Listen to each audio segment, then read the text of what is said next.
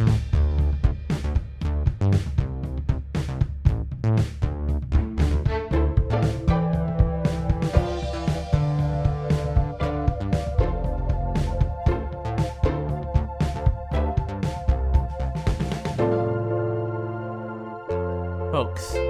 welcome to an episode of the Artenders with Mac and Dan. I am Dan, he is Mac. Howdy. We are doing a little bit of a different setup, so a little bit of things to address at the present moment, right? So this is the first time we're using two different microphones in one space. The first time we're doing a proper video as opposed to off of a webcam. So it's the first time in like a month and a half that we were actually recording. Yeah. And that also means a month and a half since we have seen what we needed to watch for this episode as well. True. It's also currently 9:39 at night, so we're dueling a little bit. We're at ends at life, right? You know, you just went back to work as a teacher. Yeah, I'm teaching again, and so here I am. I'm just tired because I had to open at my job today. So you know, like I said, and then this also took a minute to set up, and who knows, it may not even be good. It may require a lot of editing. To be honest. Well, you're forgetting the most important part of the new setup, and that's that we're both in crisscross applesauce, and that hands is on our lap. hands on our lap. Yeah, let's fold it like we're in prayer. But what's interesting about being recorded now on camera is now we actually, for the first time ever, we're up against a clock. Yeah, right. Which is unprecedented. So we're gonna see what that does for our medium, and True. It's still gonna be, primarily auditory, but we are also battling the visual element, and we'll see what that provides. Now, with no further ado, Mac, you and I are going to discuss a season of Survivor. Yes, it was the 20th season. Correct me if I'm wrong. Yes. I believe it was released in like 2010, around that time. And what this season was of this hit game show, this live, reality. Yeah, you could call it a game show. Excuse me, it's not live, but like it is a reality television game There's one show. episode per season that's live. Yes, yeah. Which is the final episode, right? Where they they reveal the winner. But we have to talk about that. But point is that they put a bunch of people on an island in two different tribes. They compete against one another for and in this case, in this season, I don't know if it's different for other seasons, 39 days. Yeah. And so eventually whoever, is the last survivor on top wins $1 million.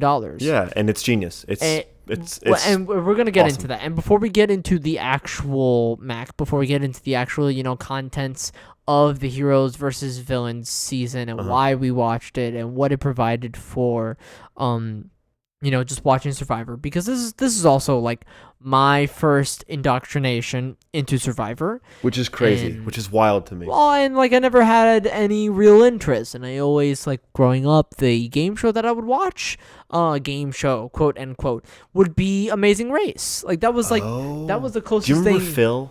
I love Phil with the hat. Are you Phil's kidding a good me? Dude. Are you kidding me?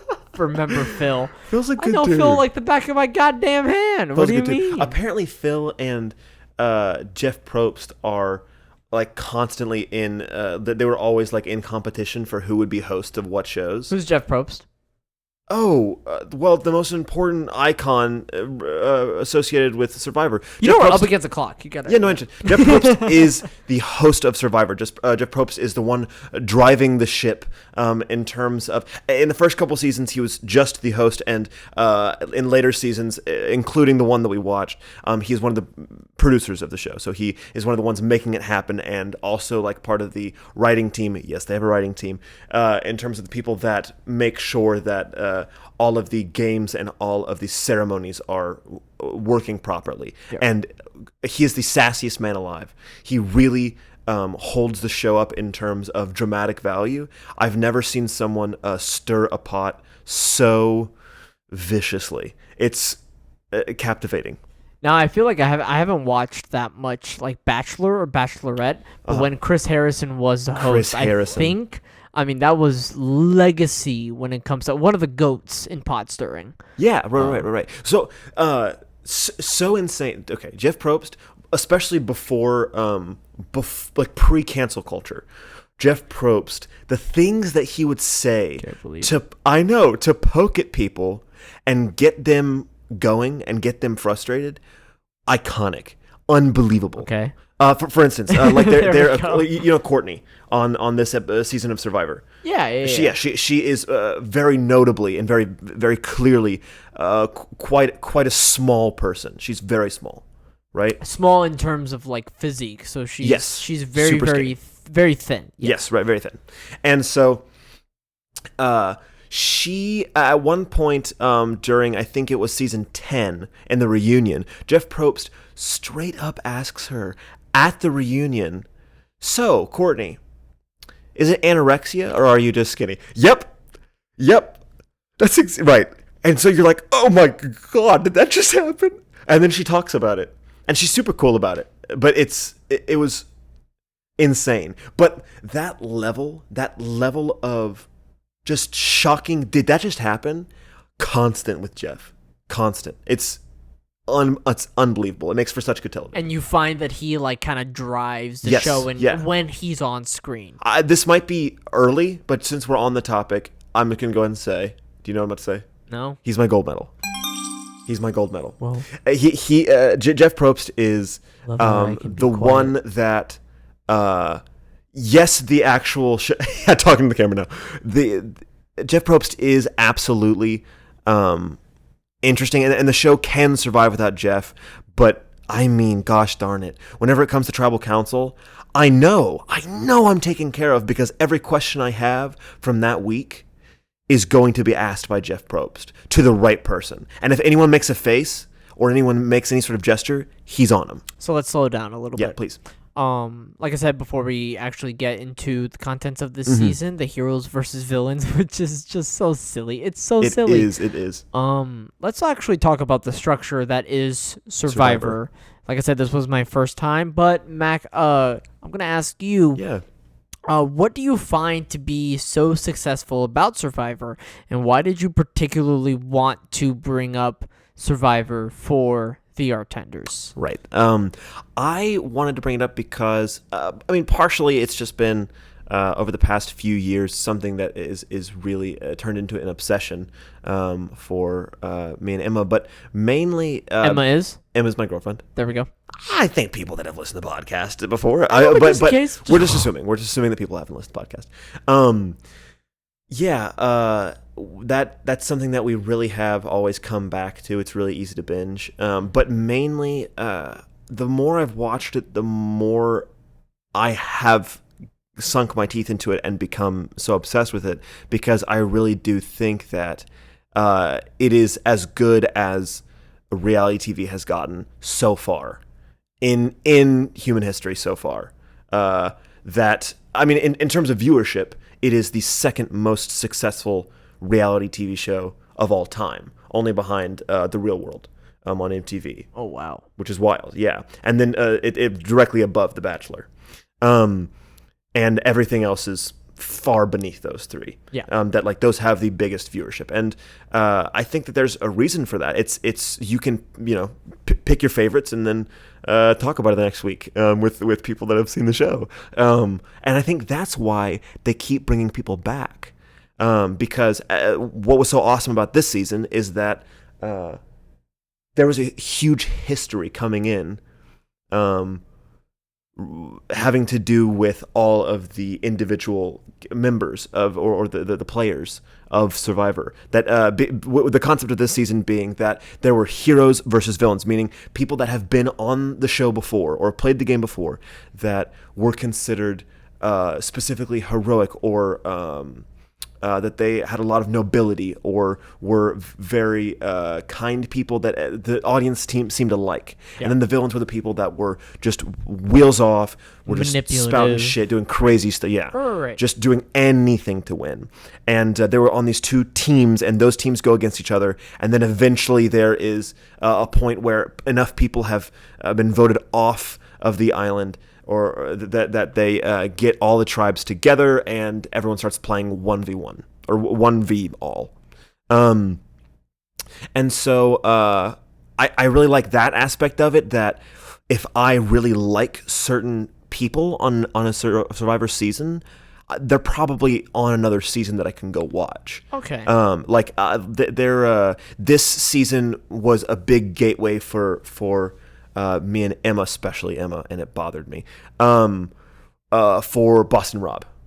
That the second we watched this season and we saw Boston Rob in the way that he played, not necessarily that he was like, oh man, just what like a perfect player. He was just so fun to watch and so entertaining. Yeah. That we were instantly like, okay, who is this guy? Where did he come from? And we watched every Boston Rob season, which I think he's in more seasons than anyone ever, in like 6 or 7. I'm gonna fact check you on that. Please. I think if he's not first, then I think he's like second or third. Yeah. I mean, obviously he's only won once, and there are now 2 people that have won twice in this show's running. But he has won once. But he's played a bunch, and he is just a vet. Like, he knows so much about the game. That I think is a perfect segue into why I love the game personally so dang much, which is I think that what makes this the best reality TV show, in my opinion, is that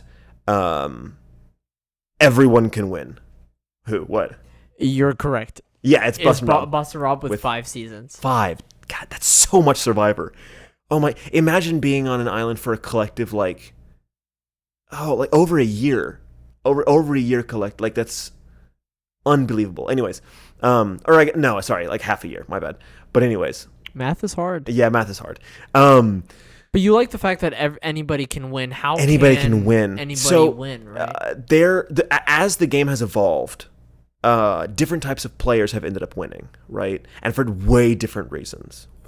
Yeah. So originally, hold on, I have to pause on this because I realize we did a very poor job in like explaining the structure of the show. And when I say we, I mean actually because one big factor is that every few days or so, people are voted off of the island by like the contestants that are currently there, and so whoever wins is like the last person standing, and so it gets to like a bottom 3, and from the bottom 3, there is a jury from the past like 8 people who were eliminated, and the jury actually decides who the winner is going to be. And so a big element of the show is the social element, as I'm sure you were about to get into. That so much of it is like social manipulation, as well as, I mean, not just like being, a good team member, but also like forming alliances or getting people on your side or getting people to be against you. In the first few seasons of Survivor, the most important part was the physical game,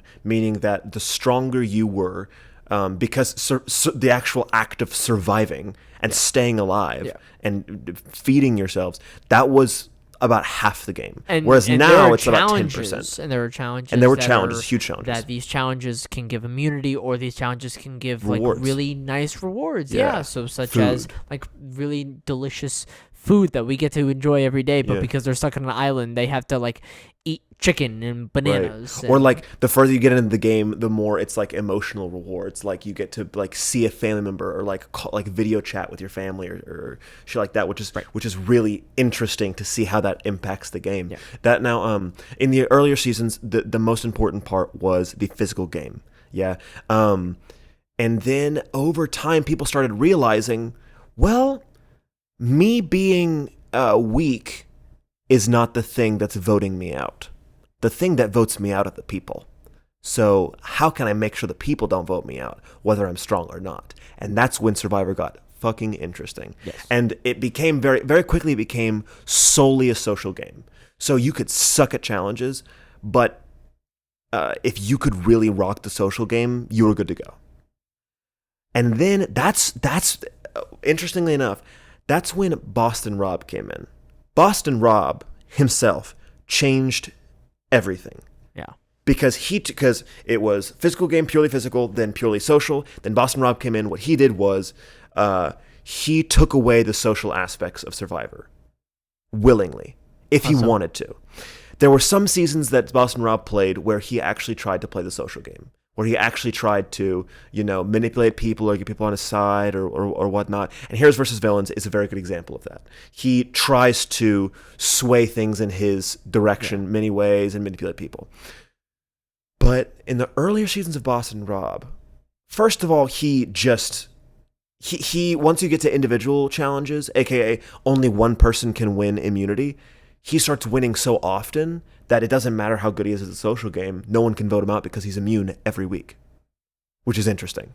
Which is super cool. But the coolest season of Survivor, which I couldn't show you because it's on some other platform, that's not attainable for us. It's way too expensive.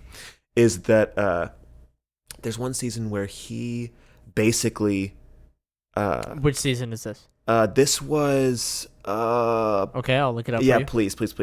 It was him and look up him and Phil.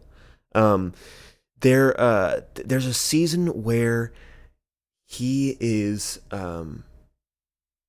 he will just go up to people and like he'll make sure that his tribe, there's no way that anyone can have conversations behind closed doors, because he realizes that the most the way that you lose Survivor is if you don't know what's being said behind closed doors. Did you know what season it was? Redemption Island, season 22. Yes. He realizes that the thing that gets you off is whenever you don't know what's being said behind closed doors or behind, like, in random places. Right. So he makes a rule. For some reason, he makes a rule with his tribe. He says no one leaves the campsite unless we get the things that resources that we need, food or whatever. In that case, we all go together. What? Right? Was this on Redemption Island? Yes, on Redemption Island. Okay. And the people are dumb enough to do it. For some reason, everyone's like, yeah, sure. Because if you say no, and there's also you're getting voted off. Exactly, because then somebody is like, I'm going to be a leader. And then there are naturally going to be people like, okay, I'm going to float under this wing, right? I'm going to be under this, I'm going to ride on this coattail for a little bit. And so Boss Mob comes in, he's like, there's no leaders. There are no... like fly under the radar. Everyone has to deal with everyone all the time. Yeah, which in turn he becomes a leader. He becomes the leader, right? But like also simultaneously he becomes a leader, but then he builds his own hive mind, so then he could just sort of sit back. Right. And so basically he comes in and shows everyone. Survivor doesn't have to be a physical game. It doesn't have to be a social game. Survivor can be whatever the fuck you want it to be. And that's whenever I realized Survivor's the fucking coolest game ever, because anyone can win. Anyone, no matter who you are, whatever your strong suit is. Like for you, I'm sure that your version of playing Survivor would be different from my version. We both have an equal chance of winning. In a way, right? In a way. Like, and part of that also depends on like your competitors and who you're working with and working against. Which feeds into an awesome point, which is it's not good to have friends. That's the only thing that I've seen proven, is that on Survivor, it's not good to have friends. No, it's just general baseline. It's not a good idea. In general, in real life, all the time. Or like it's not good to have congeal, friends. you know, like congenial. I said congeal, like congenial. Hell of a long day. It's been a hell of a long day. That's true. But I think, to that very long point, the reason why we're talking so long about like the structure of the show is because like that's the coolest part. Yeah, and we just saw like one season, right? And like sort of baseline, very very baseline. I mean, Survivor is that every single season, right? Yeah. Baseline. And so it's super duper important to address that, right? Like this isn't like a season of television or anything like that, where like we're analyzing the structure of the show, because at the end of the day, like then you can pick up whatever season of Survivor, right? Like, so I picked up with this season, and admittedly part of it was frustrating at the beginning because it was like I felt like I needed more context on like these people, because it felt like so much of what would make the season great is because we already know everybody, but because me not knowing everybody, not knowing anybody, and then I did not feel like there was enough of an explanation or an intro to the contestants, or like why specifically they were there, or like what they were known for, or just like made enough of a sort of stamp on who they are, right? That like for some of them I didn't get any sort of like information, and so it was frustrating to watch that. Sure. Right. And that makes sense. That I can see why that'd be frustrating, because that season I guess does rely heavily on the relationship you already have with certain characters. Yeah. And then eventually, like, it gets to a point where, like, that relationship with certain characters does not matter anymore. Because, I mean, for some of these characters, too, some of these people that are on Heroes versus Villains, it goes back even to, like, season 2 with Colby and Jerry, for example. Yeah. And that was, like, 10 years ago for them. Jerry's whatever. But, like, Jerry, for example, like, Jerry is a completely, or at least the little clips that they showed on Heroes versus Villains, Jerry, for example, is on the villain tribe. Yeah. And is a completely different player in the season that we watched as opposed to the season that she was originally on. Yeah. And then Colby, for example, he was like a heartthrob, right? He was a heartthrob, and also he was a workhorse. So he won every challenge. Like, I think he won every challenge except for one his first season. Yeah. He was the most physically dominant player in Survivor history. Yeah. And then in this season, not physically dominant at all. Like, still in great shape. Yeah. You know, don't get me wrong. You know? Oh, okay, Cowboy. But Colby. But in terms of competitive nature in the competitions, he was not making an impact. Every person I know named Colby that I'm friends with in my life was named after Colby on Survivor. Not the cheese? No. And neither their brother Jack. Okay. Yeah. Sorry, that was the dumbest thing I've ever said. That couldn't have been better. Okay, Well, because good. I was thinking about, like, what window is there to make the Jack joke? The Jack joke. The Jack joke. That's the best I could come up with. And you did not jack it all up. It's all good. I can give you a fist bump now because we're on camera. Okay. And it sort of lands, even though we have to explain that we just gave each other a fist bump, unless it's just for the visual audience. Which that's why I said out loud. Now we're unpacking. But back to this season, right? Yes. And I kind of agree with you too that I actually think what made me get all invested and really drew me in to at the very least this season of Survivor was that political intrigue, essentially. Yeah. It was, as I like to now sometimes describe, it was like human theater. Right. And it was so fascinating to watch, like, small scale political intrigue. Yeah. And how people, like, conflicted but also communicated and also worked with and also worked against one another constantly. Yeah. So it was an absolute gem. I'm not going to lie. And I think what made this season special is that even though, and I'll just go ahead and say it, that even though I wish the season would have done a better job on the front end of like, introducing anybody, which makes sense, everybody, to anybody watching it for the first time. Yeah, I think what made this season really special was the fact that everybody that was on it has already competed.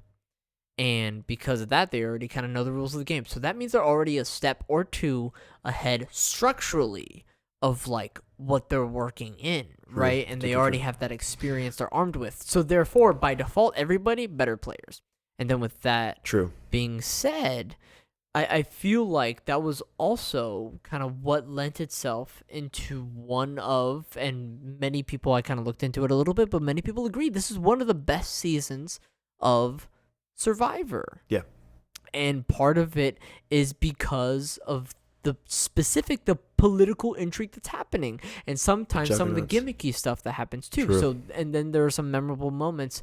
For example, there are hidden immunity idols, and when you get an immunity idol, that immunity idol means you cannot be voted off, right? As long as you play the immunity at tribal council when you do get that's like the designated time of like when you could be voted off. So you play the immunity idol, that means all the votes counted against you no longer do. Mm-hmm. So sometimes there may be a clue, and you use this clue to find a hidden immunity idol. And so there can be multiple ones, in people's pockets. So there is like one moment where one tribe like wasn't necessarily sure after like a fusion of two tribes once the competition got to a small enough amount, kind of the people on the one tribe, right, did not know about the status of like one person on the opposing tribe, so Parvati. good. And we'll talk about Parvati I'm sure a lot tonight as well. But Parvati had 2 hidden immunity idols, and nobody really knew exactly what she had. And so, like, just to play it safe, it's kind of a little bit difficult to explain at the present moment, but they voted against, like, 2 different people other than Parvati. And then Parvati, out of nowhere, and nobody really knew except for Danielle, who was, like, one true alliance throughout the game. Dumb. I hate Danielle. Oh, wow. Okay, we'll unpack this later. Not as a person, but in the game. Oh my god. Okay. Well, she's no Tyson, but we'll get into that. Parvati pulls out 2 hidden immunity idols and like uses it on the people who were like getting votes against them. Right? And I think it was because like the people on the opposing tribe were thinking that she was going to use a hidden immunity idol on herself, so why even vote for her? And so then what this kind of did was both preserve Parvati as well as like have some votes against like somebody else that she wanted off of the island. As well as like then she also kind of like short-term-ish like created like kind of closer bonds with the people that she protected. Absolutely. Right? Like it was like so many, and that got her way further in the game than it was. Yes, it was so many different like levels of intrigue and manipulation is a strong word in this context, but I'm gonna still go ahead and use it. But like it's the usage of manipulation in that moment where it made that season and the show generally so fascinating. Yeah. But I was also kind of experiencing it in the moment too, where I'm sure, and I think some people think too, that some other seasons are better than this one, right? Yeah. But I was watching it, and I legitimately wrote down, well, I think this one is a bit harsh now that I'm reading this note again, but I will explain a little bit. Scene 1 equals seeing them all, and then in parentheses, and probably saw the best one. Because I was new, it's not common when you're watching, like, game show, and a game show that's been around for a very long time, and it's not common for you to be sitting there and thinking to yourself, I'm watching like the best version of this, like on your first go around. Sure. And I had that experience while watching that season. That makes me feel so much better. Primarily, and even though we are coming up on time, and we will talk about this one person, because this is actually, I know we'll talk about Parvati, we'll talk about Danielle, we'll talk about Tyson, and I'm sure we'll talk about people like JT, or even how much Jeff Probst just did not do well by Suri at the finale. Oh, true. But, which didn't look good. And JT voted the dumbest person to have been on Survivor. Oh, for sure. There is one person, and he's going to be my gold medal, and we're going to talk about him if you after say this Russell, break. I'm going to kill you. Russell Hantz. I fucking hate you.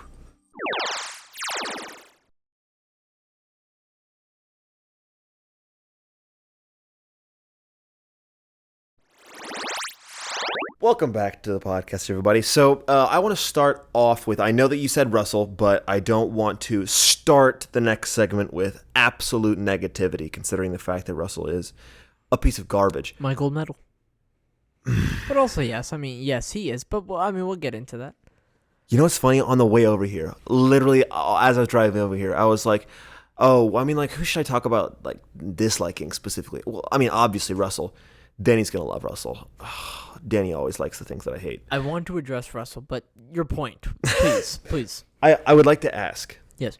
How do you think you would do on Survivor? I mean, poorly. Just flat out? You not necessarily against these players. I mean, like, but in a season of newbies. Already getting over the fact that I just, like, wouldn't want to be there, because the idea of, like, 39 days. True. You know, like, I feel like it could be fun, right? And, I mean, and we're talking about, like, this season is all competitors who've already done it, right? So, like, they want to come back, right? And I'm sure part of the drive, too, is just at the chance of $1 million, right? Oh, yeah. And at the worst of it is what? You're on TV, you may get, at least at this, you know, now, definitely, like, more of, like, a social media following. And I'll revisit that in just a second, yeah. But I think, I don't know, I can't see myself doing that well. What would be your downfall, you think? I don't know. You're really putting me on the spot, and I wasn't prepared for this question. I'm shocked. Well, I mean, probably, I'm not entirely sure. You know what? I would believe everyone so easily. Oh, sure. Then I'm like, oh, this person's saying this. Oh, this person's saying this. And because, like, I would get so many conflicting views on, like, one person or one subject or just one anything, I would just shut down. And then I would just be on, like, nobody's side. And so, basically, I would just be kept along as, like, a goat. Yeah, right. And when I say goat, I mean, like, as long as they can, because I would be used as a scapegoat at the end, because the jury would not vote for me because I would be doing nothing significant. I would just be a good team player, and that would be the extent of it. Oh, and so whenever they're like, okay, what moves did you pull off to earn this win? You'd be like, nothing. I was just a good guy. You're right. I was just a good guy. Which in some seasons actually is who they end up voting on. Yeah. But nowadays, most people vote on the person that pulled the craziest shit. Which is not the case in this season. No. Because the final three was Parvati, as we talked about in the previous segment, Russell, who we also alluded to in the previous segment, and Sandra. And Sandra was actually the one who won the competition. Yeah. And Sandra just sort of survived. And that was her second win. And that was her second win, which is beyond impressive. One of two people. And so I think what made Sandra so interesting is that she was always like at the edge of elimination, or always at the edge of like being voted off, always at the edge of like an alliance, right? And so she was always at ends with Russell, and she could never get Russell off of the island. She could never do it, and she never won a competition either. No. She was always there, though, and she was always this presence that was just lurking in the shadows, right? Not because she was doing anything in particular, and not because she was doing anything successfully. She just happened to stay there and stay alive. And I think what happened at the end, and this is just my speculation, is that in my opinion, and there's contrasting, there are different schools of thought here, because I would say she survived the most, and if we're just going to stick to the name of the game, then I think, she deserves to be the winner. I think she was voted for appropriately, but I liked so much more how Parvati and Russell played the game. I was about to say, I love Parvati's game, to be honest. Where I thought Parvati was master manipulator, also did fantastic at the challenges. I always felt like Parvati was a step ahead of everybody. Agreed. Where in the case of Russell, that even though he was also insanely manipulative, and he always wanted the power in the room, right? It was obsessed. Which dramatically is the type of character that you'd want to see on stage. Exactly. And so, I mean, that's part of the reason why he's my gold medal. I hated Russell. But that's it why... It confused the shit out of me why people could not get their shit together and to vote off Russell. Yeah. Because he's such a como bro. Like, he's such a pot stirrer. For those who can't see, I am literally, putting a giant spoon in a cauldron and I'm stirring.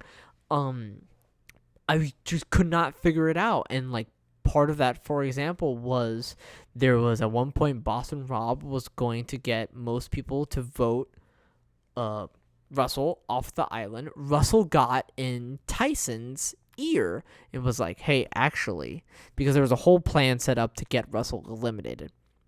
And so Russell was like, hey, actually, you should just go ahead and vote for Parvati, because I'm going to vote for Parvati. And if you want her off the island, then you should just go ahead and vote for her. And Tyson, who was just stupid, was just not thinking, because there was already a plan set out to get Parvati or Russell eliminated. Yeah. And then the other person just eliminated the next week because it's a numbers game. Or not the next week, but just whenever the next tribal council was. But he just allows Russell to get in his ear, and because of that, Tyson actually gets eliminated that tribal council, because it's the most confounding thing, but Russell did it and it worked. Yeah. And I Which do is find crazy. But like, Russell was so entertaining to watch. The fact that for his own tribe, he buried his own tribe's machete just to create turmoil. Genius. Absolutely. And I hated every second Absolutely. of it. It was awesome. But I think also part of his downfall at the very end, even though he was awesome at the game of the social game, right? He never kind of owned up to it, and because he backstabbed everybody, nobody wanted him to win. Mm-hmm. I also think he presented a bad case for himself at the very end. Like, I really think he should have owned up to the fact of, like, I got, like, all of you eliminated. It was me. Like, the fact that, like, I had my hand in every single basket. I mean, come on. Like, it should be obvious that I'm the winner. But because he couldn't own up to the fact that he was so backstabby, which I think is really impressive that he survived. I think true. Everybody just rubbed everybody the wrong way. Yeah, but I think the big problem is you can't give that person, not that player, that person, $1 million. You know what I mean? So like, it's not just a matter of. You think it's a matter of principle? It's a matter of character. Yes, absolutely. Right. Where like for Parvati and Sandra, you can kind of look past it more. Yeah, I couldn't bring myself to give the person Russell the money, purely because, for instance, whenever they're at the reunion, it's not like he's like, oh man, good game or anything like that. He's still, after the competition is over, he's still trying to convince everybody that he should have won. Yeah. Get over yourself. I mean, like, that but I person can should also not have $1 million understand in his because I'm pocket. sure like Russell went into that evening really thinking that he was gonna win. Yeah. Which is like, I mean, watching it, I don't think it was. I think it's kind of foolish. Sure. You know? My only debate why Parvati might have had a better game than Russell is because although she didn't do as much manipulating as he did, she did similarly impressive manipulating. The main thing, though, is that at any point in time, Parvati could have gotten Russell out, and I don't think Russell could have gotten Parvati out anytime he wanted. Yeah, I agree. That was the coolest part. I always felt like even though like Parvati was like under Russell kind of structurally, because it was definitely like Russell leading the charge in this sort of group, right? It always felt like Parvati always had an upper hand, one way or another, with that being like the hidden immunity idols, right? Or it's just like always having like this sort of like trump card, like the fact that like Russell's closest alliance was with Parvati, right? If we're just talking with like one person, but Parvati's was like with Danielle, and it was super duper tight. And so that if Parvati needed Danielle to vote Russell off, that was so much more possible than Russell getting Parvati to vote Danielle off. Right. You know? And so I think that's what made Parvati so much of a better player, as well as the fact that she was winning competitions. I thought that she was such a well-rounded player that I was shocked that Sandra got away with it. And I think, I mean, that's a rude way of putting it, but I agree. I think a big reason is that because like I think Parvati probably rubbed some people the wrong way. Yeah. And like I think Sandra's always good at making herself look like the underdog. Exactly. And I think that was the biggest thing. Often and I think that's what enticed so many of the people on the jury. Yeah. Like one of them being like a close alliance of hers, and like other people on that jury being people. She pissed a lot less people off, yeah. She pissed a lot less people off. And people on the jury that she was always trying to talk to, hey, work with me, as opposed to I'm going to work against you, right? She was always work with me because I'm working against Russell. And it kind of worked out in her favor, that Russell made it to the end. Yeah. Because in a way, in a very that huge Russell versus Sandra match way, Russell became the scapegoat at the very end. Which then, like, as we're discussing this politically, it's the intrigue. It's fascinating. It is. It absolutely to think about structurally, just how these people who were just thrown onto this island for 39 days with some competitions, and just how it's sort of like how a civilization is built, you know, even though like one person dies in that civilization every few days. But it's what makes it so fascinating is just how this power structure is built, and then how the power structure crumbles. Yes. And it's so entertaining to watch because it's people really being at ends with one another. Truly. And I mean that's what's so interesting is that power does not mean this traditional sense of power. Power can come from any move you make. Yes. Which is what makes Survivor so amazing. Yeah. There's one player that I think you would like or find more dramatically interesting than Russell. One that I've seen I've seen about a little over half of the seasons of Survivor. Yeah. one person, and that is actually the other person that's won twice. Oh. So Sandra's won twice. Yes. There's one other guy, Tony. That's won twice. Okay. He's a fucking idiot. But wow. He's one sec. Fighting words. I know. I hope you listen to this because this is a full compliment. The fact that he is a paranoid idiot is what makes him such an interesting dramatic character, but also the perfect person to play Survivor. Yeah. He's a cop in real life. And he is pretty low. He doesn't say this necessarily, but you can tell he's pretty low on the totem pole in terms like as far as cops go. Yeah. But he treats himself really seriously. So every season that he's ever been on, love it. Been on 3 seasons. Every time he's been on, he has built a spy base around camp so that he can hear people's conversations whenever they don't know he's there. A spy base? So there's been 3 iterations of this. Okay. There's been a... Let's unpack this. There's been a spy shack. Are we talking like literally like a base of operations? He will build with sticks and wood. I'm serious. I'm telling you. What? However how far you think Survivor can go, what? People have taken it further. I swear to God, Danny. He's built a spy shack. He built an extension of their because like most of the shelters, they're just like huge sticks that are like piled up with leaves. They build their own shelters. Right. So on the back of one of them, oh my God, he built an extra extension with a little more leaves, but you can't like whenever you're standing outside of it, it looks like just a regular shelter, but he can lift it and get inside so that it looks like he's not there, but he's listening to their conversations in the middle of the night. He also built a spy nest. Same thing, same concept, where it's disguised. Oh, wait, it's in a tree. It's in a tree. It's in a tree. And so he climbs a tree, and because everyone always says, "I'm gonna go get water by the well," and they go and have conversations by the well. So he found a tree by the well and climbs up in it and disguises himself so that they can't see him, and it covers himself in mud. Oh my God! So that he can listen to conversations. And let me tell you, whenever you watch him do it, you're thinking to yourself, "This is the dumbest shit I've ever seen in my life." This is the dumbest shit. But the thing that makes you laugh harder than any comedy special could ever make you laugh is the second it works. Because every time he does it, it actually works. It's from a sitcom. Right. That's a sitcom. You don't think it's going to work, it always does. He also built an underground.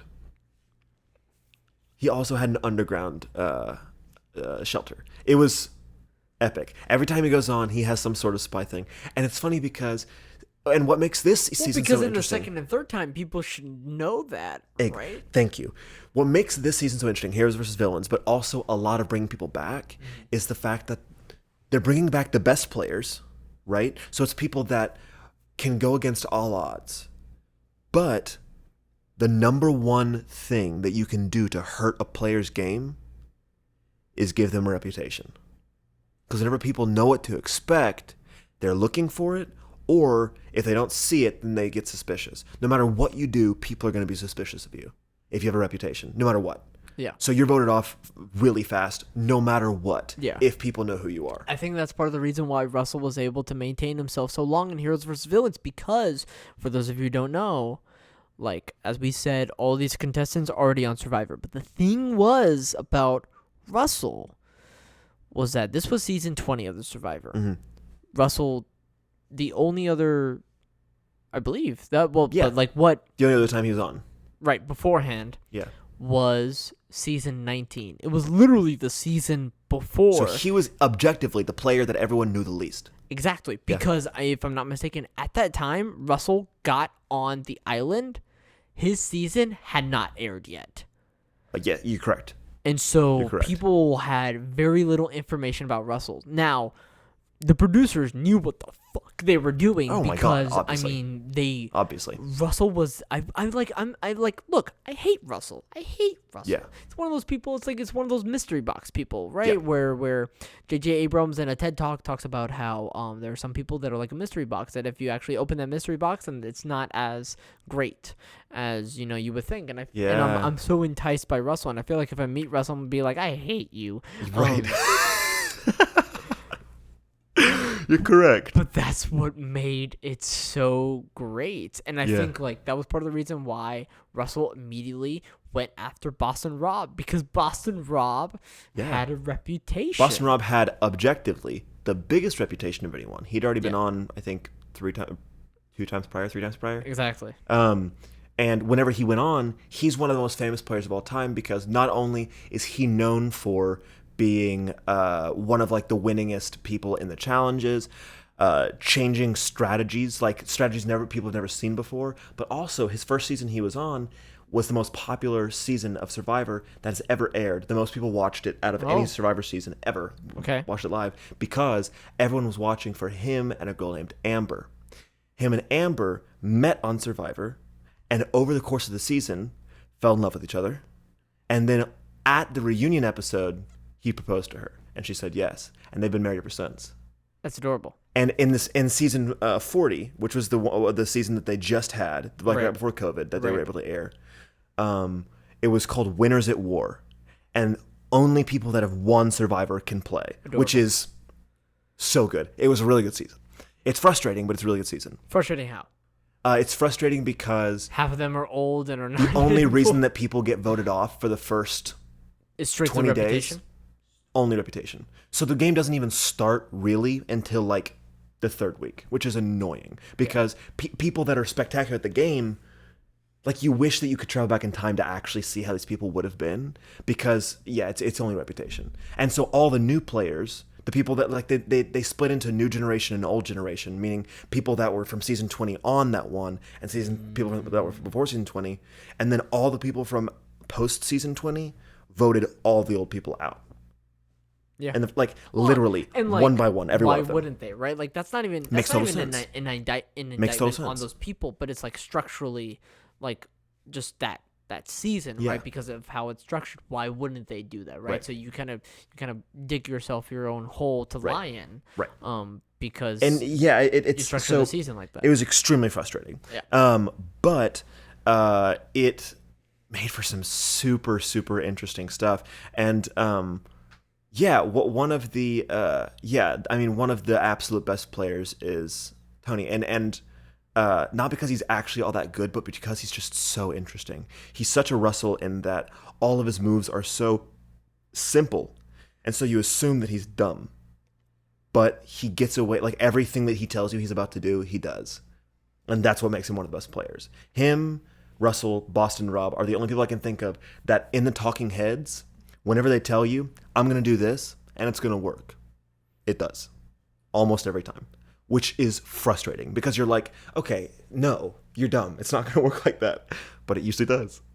Yeah. One of the few people. I might also put Parvati on that list. Parvati's really good about, this is going to happen, and I know exactly what the outcome is going to be. Yeah. And I think that's the rubric for bringing people back on the show. Yeah. Is people that can think really far ahead, that's the people they want to bring back. Yeah. That's what dictates some of the best players that have ever played.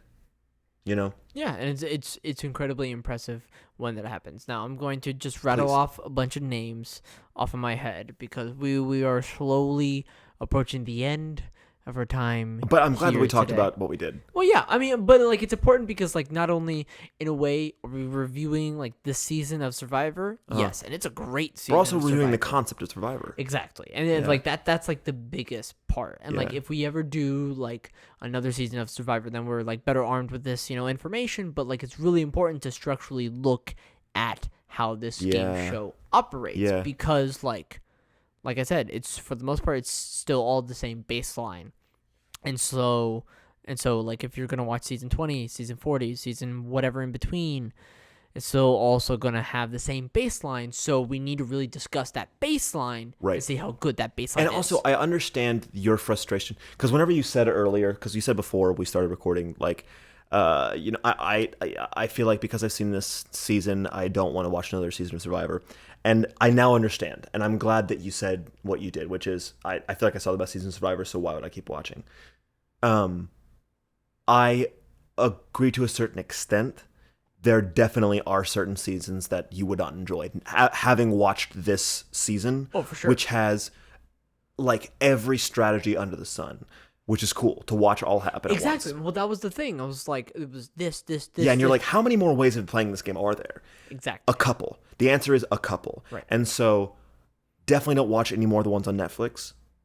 I'll probably give you like an account if you really want to. Like Amazon account or something. I'll give the whole audience my Amazon account. No.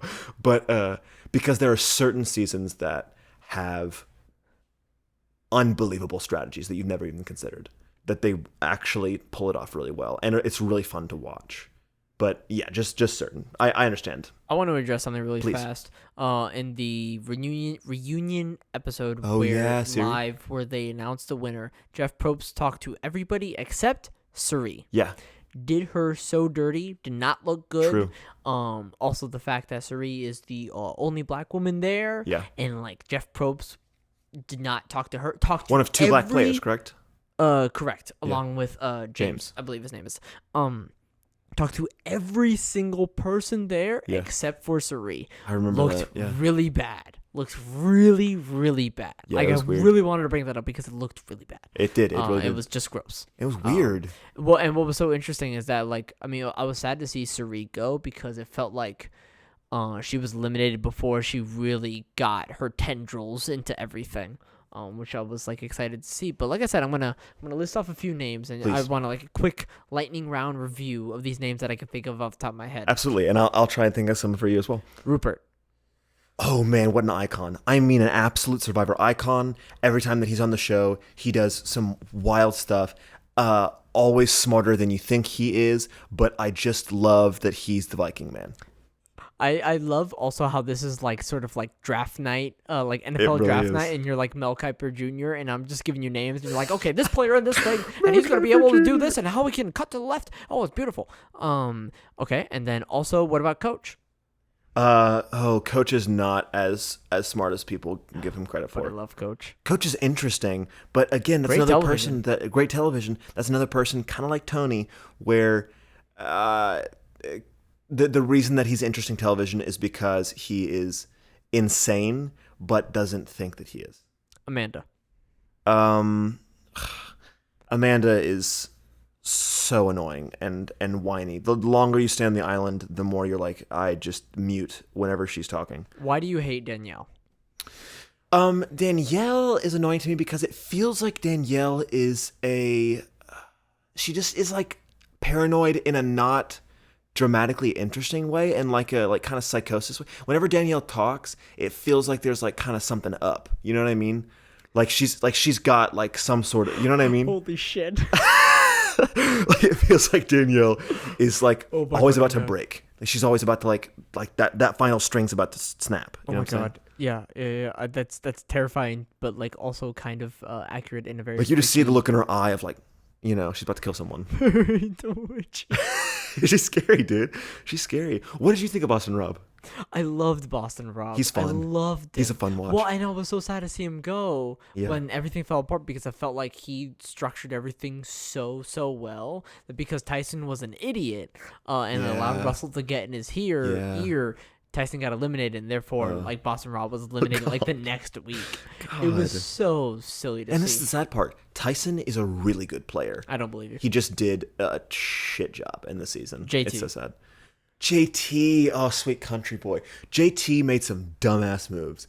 There were maybe two moves Quickly explain. We're running out of time, but quickly Okay, sure. explain the there biggest was- one. The biggest Sure. one. There was a moment in which JT